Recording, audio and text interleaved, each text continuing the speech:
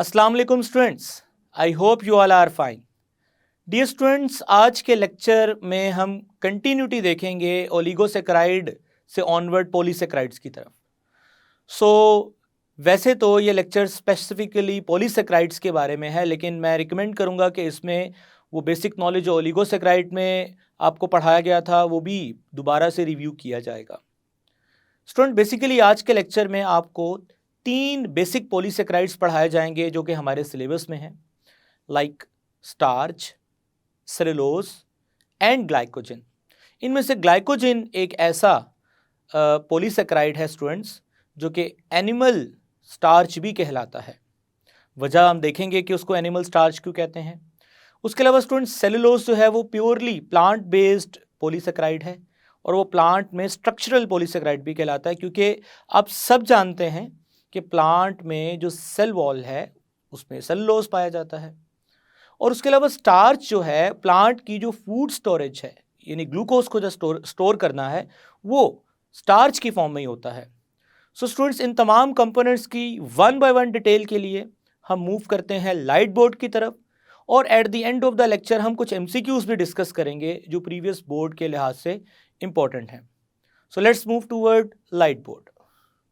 GD students, तो हम पढ़ने वाले हैं पॉलीसेकेराइड्स। इससे पहले स्टूडेंट्स हमने ओलिगोसेकेराइड पढ़ा और ये बात सीख ली कि किस तरह से मोनोसेकेराइड्स आपस में कनेक्ट होते हैं थ्रू ग्लाइकोसिडिक लिंकेज और कन्वर्ट होते हैं डाइसेकेराइड या टेट्रासेकेराइड या पॉलीसेकेराइड्स में। यही होगा कि बहुत सारे मोनोसेकेराइड्स की कनेक्शंस बनेंगे आपस में। तो सबसे पहले स्टूडेंट्स पॉलीसेकेराइड्स को डिफाइन करते हैं। Those carbohydrates which have very high molar mass and yield many monosaccharides by hydrolysis, यानी हाइड्रोलाइज होने पे वो बहुत सारे मोनोसेक्राइड्स को यील्ड करें, हम उन्हें पॉलीसेक्राइड्स कहते हैं। स्टूडेंट्स, सबसे पहले तो पॉलीसेक्राइड्स की कुछ प्रॉपर्टीज मेंशन कर दें। नंबर 1 प्रॉपर्टी, एमोर्फस सॉलिड होते हैं। The second one is insoluble in water. Insoluble in water, पानी में ये हल नहीं होते लार्ज स्ट्रक्चर की वजह से। जी स्टूडेंट, थर्ड पॉइंट है कि ये ट्रू सेंस के अंदर मैक्रोमोलिक्यूल्स हैं। The fourth one is they also called non sugar, means tasteless. ये ना टेस्टलेस होते हैं। आई होप स्टूडेंट्स कि आपको ये चारों पॉइंट समझ आ गए हैं। जी स्टूडेंट्स, अब हम मूव करते हैं जी पॉलीसेकेराइड्स के प्रिंसिपल फंक्शंस की तरफ। प्रिंसिपल इनका फंक्शन क्या है? अगर मैं स्टार्च के फंक्शन की बात करूं, जो कि आज का एक बड़ा अहम पॉलीसेकेराइड है जिसको हम डील करेंगे, स्टार्च को डिस्कस करेंगे, ग्लाइकोजन को डिस्कस करेंगे एंड सेलुलोज को डिस्कस करेंगे। तो सबसे पहले स्टार्च की बात करें तो students, plants store energy in the form of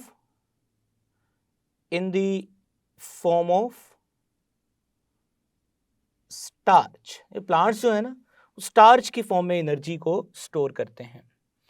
उसके अलावा स्टूडेंट्स, अगर मैं ग्लाइकोजन की बात करूं तो एनिमल्स स्टोर एनर्जी। अच्छा स्टूडेंट्स, यहां पे मैं आपको एक चीज क्लियर करना चाहता हूं। एनर्जी जो है ना, यहां पे वर्ड डेफिनेटली रिफ्लेक्ट कर रहा है ग्लूकोज को, क्योंकि ग्लूकोज की फॉर्म में ही हमारी बॉडी में जो एनर्जी का द सिंपलेस्ट जो फ्यूल है वो ग्लूकोज है। अब यहाँ पे भी याद रखिए, the plant store energy reflect कर रहा है यहाँ पे ग्लूकोज को। ग्लूकोज से ही वो एनर्जी रिसीव करते हैं। स्टूडेंट्स, एनिमल स्टोर एनर्जी या glucose in their bodies in the form of glycogen, ये वाई है, ग्लाइकोजन। जी, अब पढ़ेंगे ग्लाइकोजन का स्ट्रक्चर कैसे होता है। और इसी तरह से अगर हम सेलुलोज की बात करें तो स्टूडेंट, जो कि हम नेक्स्ट स्क्रीन पे पढ़ने वाले हैं, लेकिन मैं आपको वैसे बता दूं, आपको स्क्रीन पे नज़र भी आ रहा होगा कि जो सेल वॉल है प्लांट की, उसके अंदर सेलुलोज होती है, उसकी कंपोजिशन सेल वॉल की जो है वो सेलुलोज के बगैर पॉसिबल नहीं है। तो प्लांट्स के अंदर सेलुलोज जो कि एक्चुअली पॉलीसेकेराइड ही है, सो उसका फंक्शन आप देख सकते हैं। और ग्लाइकोजन जो एनिमल्स में एनर्जी स्टोर होती है वो ग्लाइकोजन की फॉर्म में होती है। जी स्टूडेंट, स्टार्च, सबसे पहले हम स्टार्च के बारे में कुछ चीजें मेंशन करेंगे। The first one is, starch जो है वो वाइट एमोर्फस सब्सटेंस है। यानी पहली बात जो आपको एमसीक्यू में आ सकती है कि इसकी appearance white amorphous substance, polysaccharides होते ही एमोर्फस है। दूसरा, सबको पता है, दूसरा पॉइंट इसका, ये टेस्टलेस है, टेस्टलेस है। और अगर आप इनके सोर्स की बात करें तो जितने भी ये राइस हैं, मेज हैं, बार्ले, पोटैटोज, ये सारे के सारे जो आपको स्क्रीन पर नजर आ रही हैं इसके सोर्सेज हैं। सो स्टूडेंट्स, अगर हम सोर्सेज की बात करें वो तो मैं आपके साथ डिस्कस कर चुका हूं। अब हम इसके स्ट्रक्चर पे आते हैं। स्टूडेंट, स्ट्रक्चर के एतबार से देखा जाए तो हमारे पास जो स्टार्च है ना वो प्योर नहीं है, प्योर कंपाउंड नहीं है, वो मिक्सचर है दो चीज़ों का। तो स्ट्रक्चर में सबसे पहले आपको पता होना चाहिए कि जो स्टार्च है वो इमाइलोज एंड इमाइलोपेक्टिन, इमाइलोज एंड इमाइलोपेक्टिन का मिक्सचर है। सो स्ट्रक्चर में हम ये लिखेंगे कि स्टार्च जो है वो अल्फा डी ग्लूकोज का पॉलीमर है, और वो अल्फा डी ग्लूकोज का जो पॉलीमर है उसमें आगे से फर्दर दो इंग्रेडिएंट्स हैं, इमाइलोज एंड इमाइलोपेक्टिन, वो भी आपको बताते हैं।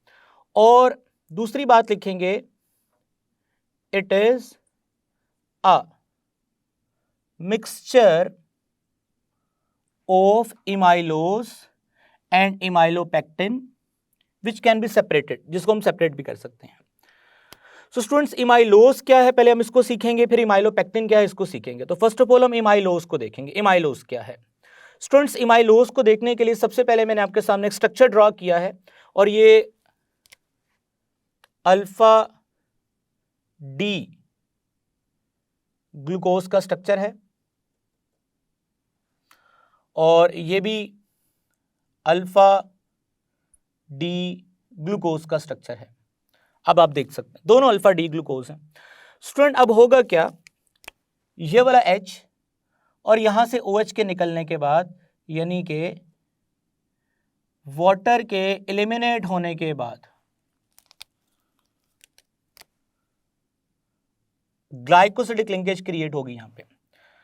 स्टूडेंट, ये जो ग्लाइकोसिडिक लिंकेज है आप लोग जानते हैं, this is first carbon, second carbon, third carbon and fourth carbon, and this is first carbon. We can say that this is 1,4 glycosidic linkage. This is 1,4 glycosidic linkage. और कौन सी है जी? अल्फा डी ग्लूकोज की, alpha D glucose की। I hope students के ये linkage आपको समझ आ गई है, वाटर यहाँ से रिलीज होगा। अच्छा, जरा समझते जाइए, ये लिंकेज अब कंटिन्यू है आगे। कंटिन्यू रहने का मतलब है अगेन यहाँ से स्टूडेंट क्या निकलेगा, H+, और इसके नेक्स्ट जो हमारे पास अल्फा डी ग्लूकोज होगा वहां से OH, और अगेन ये ग्लाइकोसिडिक लिंकेज आगे कंटिन्यू रहेगी। जी, अगर मैं यहां बात करूं अगेन सिमिलर, यहां से ऑक्सीजन, और इस तरफ इसके साथ वाले जो अल्फा डी ग्लूकोज होगा वहां से OH, और यहां से भी ये कंटिन्यू रहेगा। तो स्टूडेंट्स आप स्क्रीन पे देख सकते हैं, ये तो मैंने 2 यूनिट शो किए हैं, इस तरह के एक लंबी चेन होगी, और इस लंबी चेन में जो लिंकेज है वो जरूर मेंशन करनी है आपने, इंपॉर्टेंट MCQ है, और वो है 1,4 अल्फा डी ग्लूकोज लिंकेज। तो स्टूडेंट्स, ये जो हमारे पास एक पॉलीमर बनेगा, इस पॉलीमर को हम इमाइलोज बोलते हैं। तो हम यहाँ पे बनाते हैं, लेट्स से हमारे पास ये ग्रीन कलर जो है वो शो कर रहा है इस यूनिट को। Next another unit, next another unit, next another unit, next another unit. अब ये यूनिट्स जो हैं, ये यूनिट्स आपस में लिंक करेंगे और थ्रू ग्लाइकोसिडिक लिंकेज ये बात तो आपको अब अच्छे से समझ है। और ये लिंकेज की अगर नंबरिंग 1-4 जी 1-4 लिंकेज है। तो स्टूडेंट्स ये जो हमारे पास, अच्छा ये कंटिन्यू है आगे, ऐसा नहीं कि रुक गई है, ये कंटिन्यू है, ये कंटिन्यू है। So students now this is the structure of amylose. ये किसका स्ट्रक्चर है? इमाइलोज का स्ट्रक्चर है। स्टूडेंट इसके अलावा आपको ये पता होना चाहिए कि जो स्टार्च है ना, स्टार्च के अंदर जो इमाइलोज है, इमाइलोज वो 10 to 20% है इन स्टार्च। ये याद रखना है कि जो स्टार्च हम लोग मेन टॉपिक पढ़ रहे हैं ना, उस स्टार्च के अंदर स्टूडेंट्स जो इमाइलोज है ना वो 10 to 20% है। उसके अलावा स्टूडेंट्स इमाइलोज के बारे में मजीद कुछ बातें हम यहाँ मेंशन करेंगे। इमाइलोज जो है वो सॉल्युबल इन वाटर है, हालांकि बहुत कम पॉलीसेकेराइड ऐसे हैं जो पानी में सॉल्युबल है, तो उनमें से ये एक है। और दूसरी बात, इट गिव, ये बड़ी इंपॉर्टेंट बात है, it gives deep blue colour with iodine.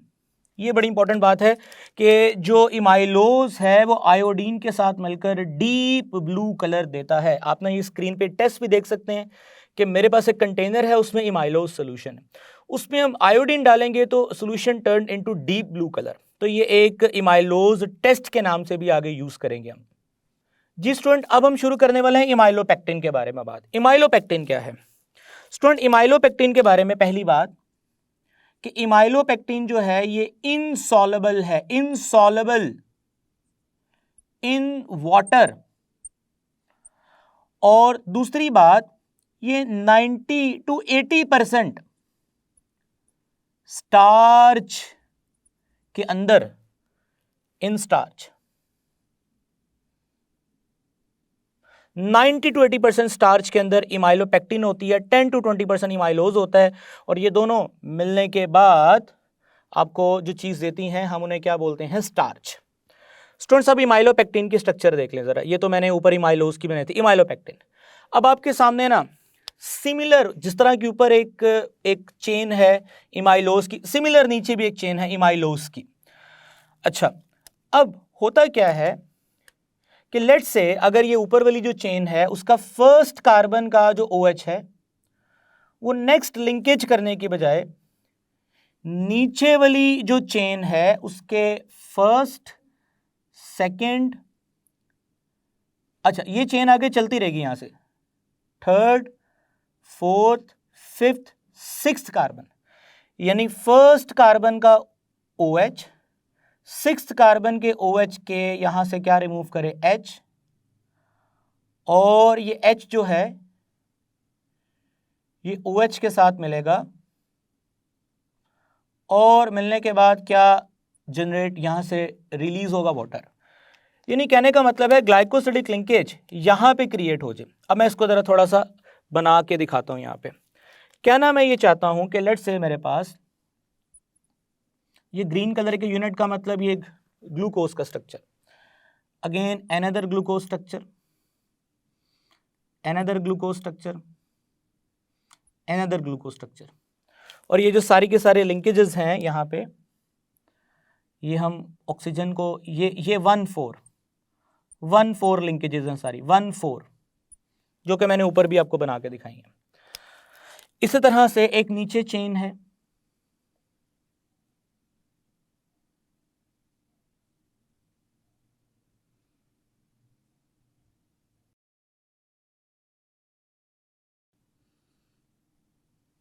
और अगेन वहां पर भी, उनमें भी ग्लाइकोसिडिक लिंकेज है। सो अब होगा क्या, ये भी 1-4 है, 1-4 1-4 1-4, लेकिन एक कनेक्शन क्रिएट हो जाए फर्स्ट चेन का सेकंड चेन के साथ कुछ इस तरह से। और ये जो कनेक्शन है इसमें यहाँ पे तो फर्स्ट कार्बन है, बट यहाँ पे जो कार्बन है वो 6th कार्बन है। सो ये जो 1,6 लिंकेज है, लिंकेज 1,6 लिंकेज, ये लिंक कर रही है दो चेन्स को आपस में क्रॉस में, इस तरह क्रॉस में लिंक कर रही है, यानी एक किस्म की ब्रांच क्रिएट हो रही है।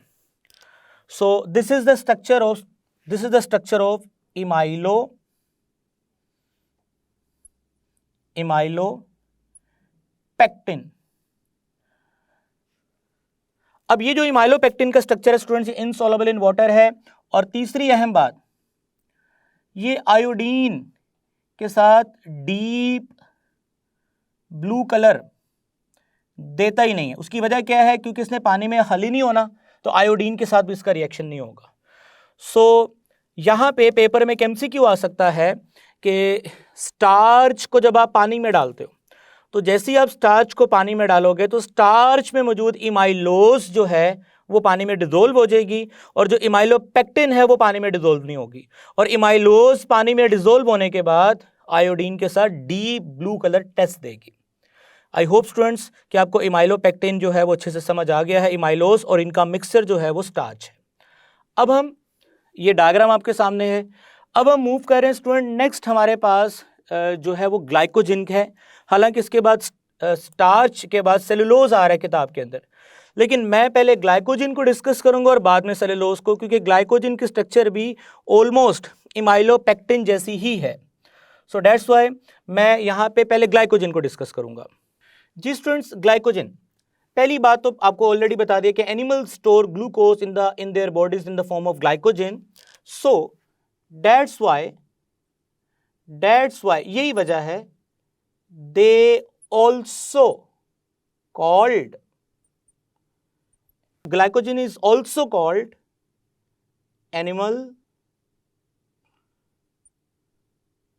स्टार्च। तो ग्लाइकोजिन है ना, हम उसको एनिमल स्टार्च भी कहते हैं। ये एक एमसीक्यू है, पेपर में आ सकता है, आपने इसको अच्छे से याद रखना है। जी स्टूडेंट, नेक्स्ट अगली बात करने वाले हैं।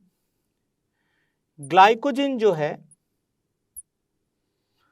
उसके अंदर भी carbon 1 to carbon 4 alpha D glucose linkage है, and carbon 1 to carbon 6 alpha D glucose की लिंकेज है।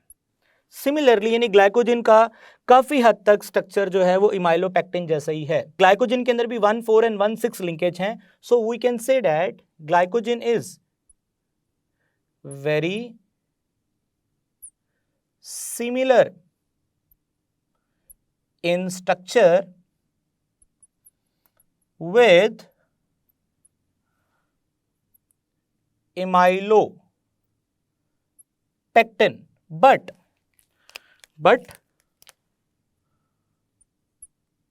glycogen have more branched structure than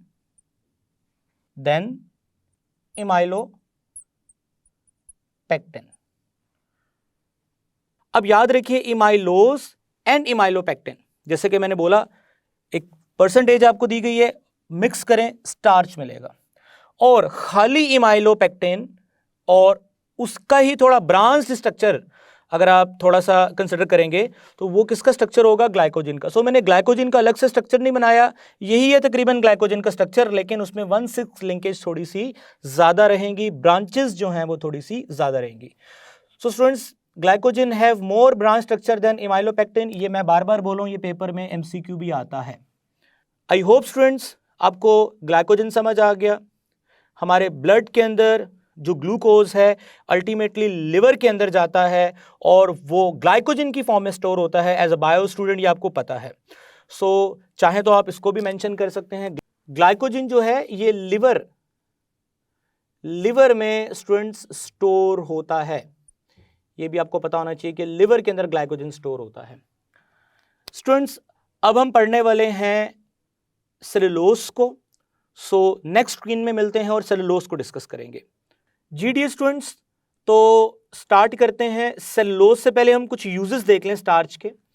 सो अभी तक आप स्टार्च, जो कि आपको पता चल चुका है, मिक्सचर है इमाइलोज का और इमाइलोपेक्टिन का, और ग्लाइकोजन के बारे में सीख चुके हैं।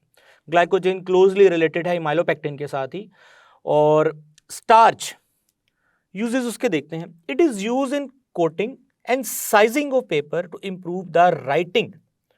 स्टूडेंट, पेपर के ऊपर राइटिंग जो है वो बड़ी स्मूथ अगर पेपर होगा तो राइटिंग जो है वो सही नहीं आती।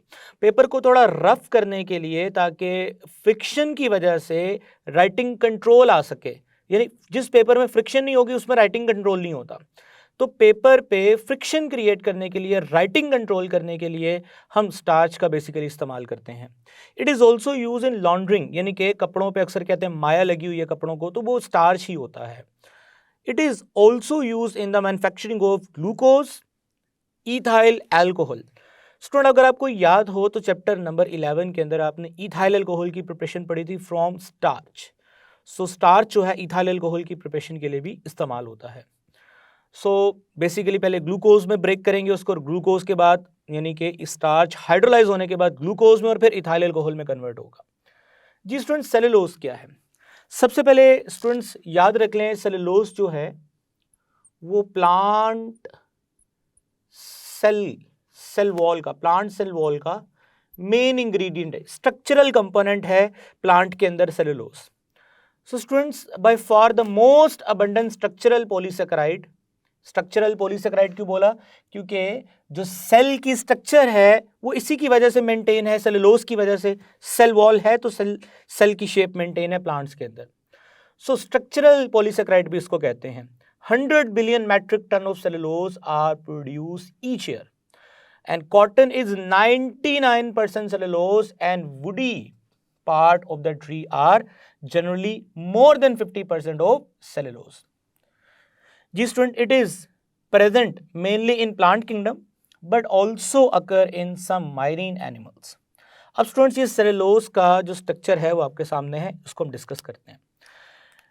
स्टूडेंट्स, ये देखिए मैंने अगेन ग्लूकोज का स्ट्रक्चर बनाया है, लेकिन ये जो ग्लूकोज का स्ट्रक्चर है ये आप देख सकते हैं, it is beta D glucose, beta D glucose. Again it is also a beta D glucose. और इसकी बात करें तो ये भी स्टूडेंट्स बीटा डी ग्लूकोज है जी। अब ये जो बीटा डी ग्लूकोज हैं, यानी डी से मुराद आपको पता है डेक्स्ट्रो रोटेटरी। सो स्टूडेंट्स, अब ये आपस में कंडेंस होंगे। किस तरह से कंडेंस होंगे? अगेन यहाँ से निकलेगा स्टूडेंट्स H प्लस, और अगेन सामने से निकलेगा OH, और यहाँ से निकलेगा H प्लस, और यहाँ से निकलेगा OH। सिमिलरली यहाँ से H और सामने वाले ग्रुप से क्या निकलेगा स्टूडेंट? OH, जो इसके फर्दर आगे यूनिट होगा बीटा डी ग्लूकोज का। अगेन यहाँ से निकलेगा OH और इसके पीछे वाले से निकलेगा H। ठीक है, तो स्टूडेंट्स इनके निकल जाने के बाद लिंक्स क्रिएट होंगे।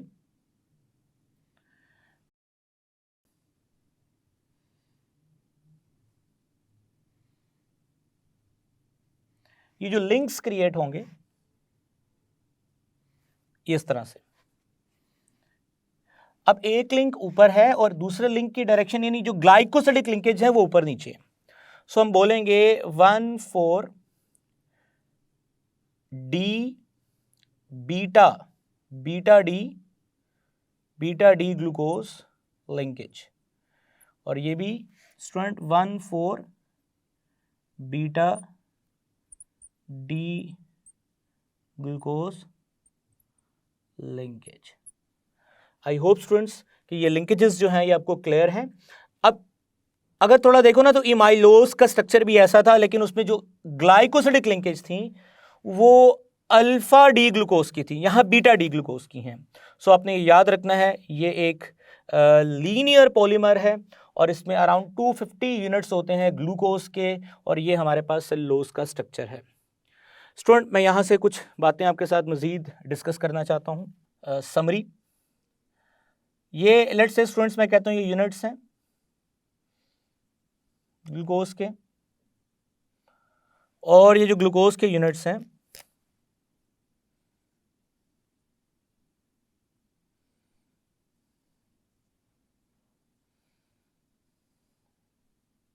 जी, ये जो लिंकेजेस थी सारी, ये सारी की सारी 1,4 अल्फा डी ग्लूकोज के लिंकेजेस थी और ये फॉर्मूला था स्टूडेंट्स इमाइलोज का।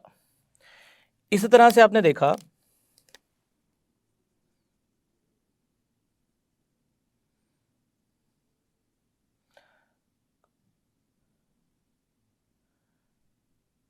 स्टूडेंट्स, अगर आपको याद हो, मैं चूंकि ये रिवाइज करवा रहा हूं आपको लेक्चर, तो अगेन ये भी 1,4 डी ग्लूकोज और ये है 1,6, ये है 1,4, 1,4, ये भी है 1,4, ये भी है 1,4, ये भी है 1,4 और ये है 1,6। स्टूडेंट, ये जो 1,6 लिंकेज है, ये था फॉर्मूला इमाइलोपेक्टिन का, और इमाइलोपेक्टिन और इमाइलोज मिलकर क्या बनाते थे? स्टार्च। और अभी जो मैं लिंकेज शो करने वाला हूं, very important to understand,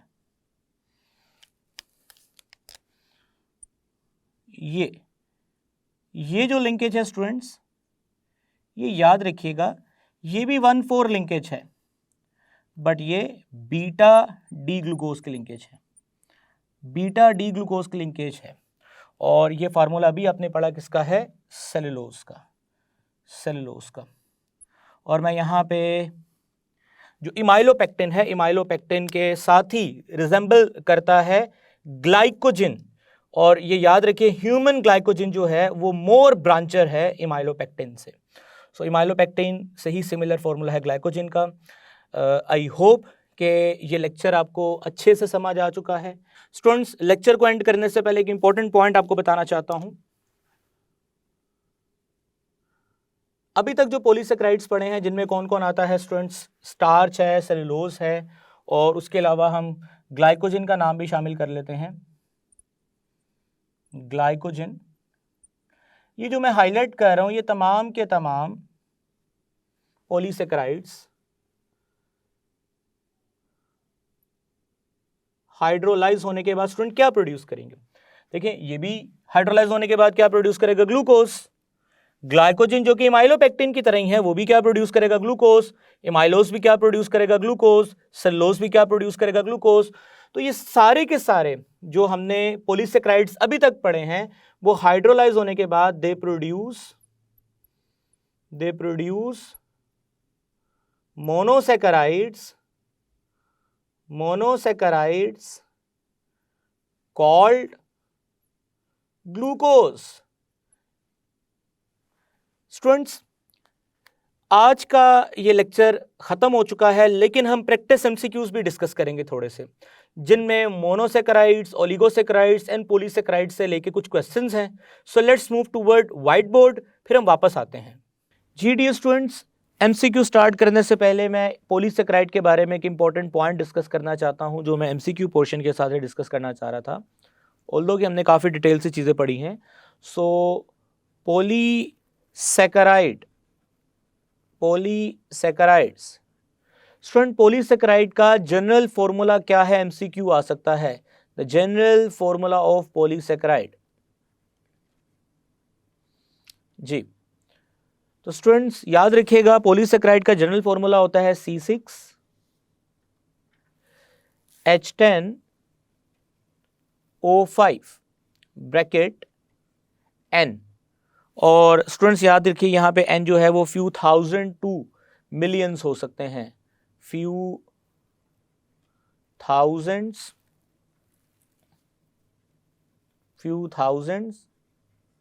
to millions. जी स्टूडेंट, ये इन्फॉर्मेशन याद रखिएगा, ये आपको एज एन एमसीक्यू पूछी जा सकती है। आई होप कि आप इसको एमसीक्यू के तौर पे याद रखेंगे। अब हम कुछ एमसीक्यू शुरू करते हैं। जी स्टूडेंट, हमारा फर्स्ट एमसीक्यू है starch is a polymer of. Starch किसका पॉलीमर है? सबसे पहले तो यहाँ पे एक एडिशनल एमसीक्यू भी आप लिख सकते हैं कि सबसे पहले ये भी पूछा जा सकता है कि स्टार्च मिक्सचर है किसका? स्टूडेंट्स, इमाइलोज का और प्लस इमाइलोपेक्टिन का। इमाइलोपेक्टिन का। अब आपको इनकी परसेंटेजेस भी आती हैं, 80 to 90%, 10 to 20%। जी, ये भी एमसीक्यू आ सकता है। फिलहाल ये इमाइलोज हो, इमाइलोपेक्टिन हो, आपने पढ़ा है कि ये अल्फा डी ग्लूकोज से मिलकर बनता है, ये अल्फा डी ग्लूकोज के पॉलीमर हैं। Sucrose is a dash, sucrose जो है वो क्या है स्टूडेंट? सुक्रोज मोनोसेक्राइड है, डाइसेक्राइड है? जी, सुक्रोज में आपने पढ़ा था कि ग्लूकोज होता है और फ्रुक्टोज होता है, ग्लूकोज और फ्रुक्टोज मिलकर क्या बनता है? डाइसेक्राइड। जी, द एनिमल स्टार्च इज क्या है? Animal starch glucose, fructose, glycogen या सुक्रोज? स्टूडेंट्स, आपने रीसेंट लेक्चर में पढ़ा है कि ग्लाइकोजन को हम एनिमल स्टार्च भी कहते हैं, क्योंकि प्लांट में फूड यानी ग्लूकोज स्टार्च की फॉर्म में स्टोर होता है, और ह्यूमन बॉडीज में या एनिमल्स में जो ग्लूकोज है वो स्टूडेंट्स ग्लाइकोजन की फॉर्म में स्टोर होता है। और ये बात आपने एमसीक्यू के तौर पे याद रखनी है कि ह्यूमन ग्लाइकोजन जो है वो मोर ब्रांचर है as compared to amylopectin. Structurally amylopectin और ग्लाइकोजन सिमिलर है। Next, the molecular formula of trisaccharide में भी स्टूडेंट्स रेफिनोज के फार्मूला में आपने देखा जहां वो 3 यूनिट आपस में इकट्ठे थे। सो आप जानते हैं, अच्छा यहाँ पे ना ये बच्चे अक्सर गलती करते हैं, सी ऑप्शन लगा देंगे, क्योंकि वो हमेशा उन्हें कार्बन, हाइड्रोजन, ऑक्सीजन इस सीक्वेंस में देखने की आदत होती है। सो वो विदाउट ये कैलकुलेट किए कि हाइड्रोजन ऑक्सीजन की तादाद ठीक है या नहीं, तो ज़्यादातर बच्चे सी, अगर आपने सी लगाया तो ये सी गलत हो जाएगा, क्योंकि स्टूडेंट्स आपको पता है कि जब ये 3 यूनिट्स आपस में कनेक्ट होते हैं, ये ट्राइसेक्राइड यानी ओलिगोसेक्राइड में मैंने आपको बताया था, जब ये 3 यूनिट आपस में कनेक्ट होंगे तो 2 जगहों से वाटर मॉलिक्यूल लूज होगा। जब 2 जगहों से वाटर मॉलिक्यूल लूज होगा तो इसका मतलब है स्टूडेंट्स टोटल 3 यूनिट्स में अगर काउंट करें कार्बन तो 18 आते हैं। अगर आप ऑक्सीजन काउंट करें तो 6 6 18, लेकिन 2 निकल चुके हैं, 16 ऑक्सीजन है, और 32 हाइड्रोजन बनते हैं, 36 नहीं बनते क्योंकि 4 निकल चुके हैं। तो डेल्टा राइट आंसर है। बेशक इधर तरतीब गलत है लेकिन नंबर ऑफ एटम्स ठीक है यहाँ पे। Sucrose belong to class of carbohydrate called as, sucrose जो है वो किस कार्बोहाइड्रेट की क्लास से बिलोंग करता है? स्टूडेंट्स ओलिगोसेक्राइड्स से बिलोंग करता है, तो right answer is oligosaccharides. Which one of following statement about glucose and sucrose is incorrect? जी स्टूडेंट, इनमें से कौन सी स्टेटमेंट जो है वो सुक्रोज और ग्लूकोज के बारे में इनकरेक्ट है?